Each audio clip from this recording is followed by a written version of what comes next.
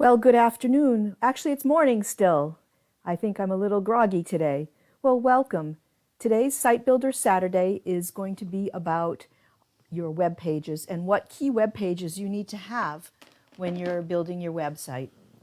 So this, if you haven't been following along, this is let's see, what step are we on? We're on step 4 of the website planning process that I use when I create websites for my clients.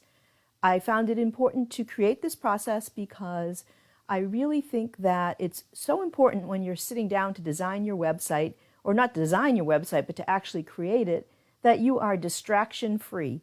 And the only way to get distraction free is to know exactly what you are going to do once you use the tool. Tools can be complicated. There's a lot of work that you need to do to just understand how to move around in a given website tool. The last thing you want to worry about is the content, the images, and all the thoughts and words that you need to put into your website. So if you missed the past sessions, you can connect to them on my Facebook feed. They're there. Today we are going to talk about the key pages that you need for your website.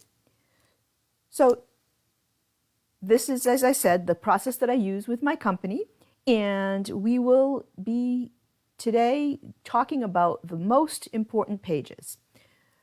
For most people, that is always the home page, the About Us page, and your products and services pages. Now, over the last few sessions, we have talked about doing research on the web to see what others might be doing who have businesses similar to yours. This was not to copy them, as we said, but to gather information to use. So with that in mind, you have that research, you've understood your customer, you've defined your goals, and you have now the opportunity to translate all that good work into your various website pages. So now again, once again, you want to be distraction-free here and be ruthless.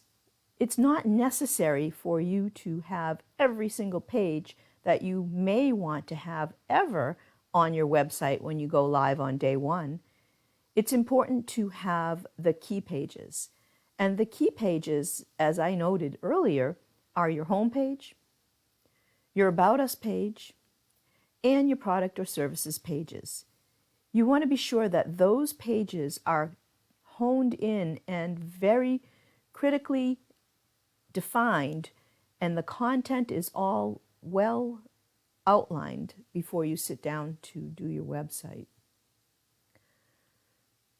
So this week's episode is kind of short because there's not a lot we can add about this at this time. When you're sitting down to actually do this work and doing your definitions and writing your pages out, you will see that there's a lot involved. You're going to define everything that you need. You might find that you have some special needs for pages. If you're planning on having a sales page that gathers leads, for example, you might want to have a special page to do that, where someone is going to be able to download information about your particular product or service. Or perhaps you want them to sign up for an email list. So those types of pages might come into play as well. It all depends upon what you've defined in your goals for your website. So let's see what we have here for any questions for this week. Let's see. Okay, we do have questions. Someone has asked about a one-page website design and if that's effective. I believe that it can be very effective. It's all about what you put into it, and you really need to have the knowledge of what your customer is looking for. So if you've done your homework and you know what your customer's going to get value out of, and you know your goals, you really can get all that down in a one-page design and have it work for you. That's so true. And two, the other thing with that one-page design is you can launch really fast. That would be a great way to get your website up and going really quickly. And then you can add more pages as you see fit and as you identify more goals that you need to meet or you want to meet with your website. Let's see. Okay, here's a good question as well. Someone has asked, should I wait to build all my pages before I launch my website? It's really not necessary to do that.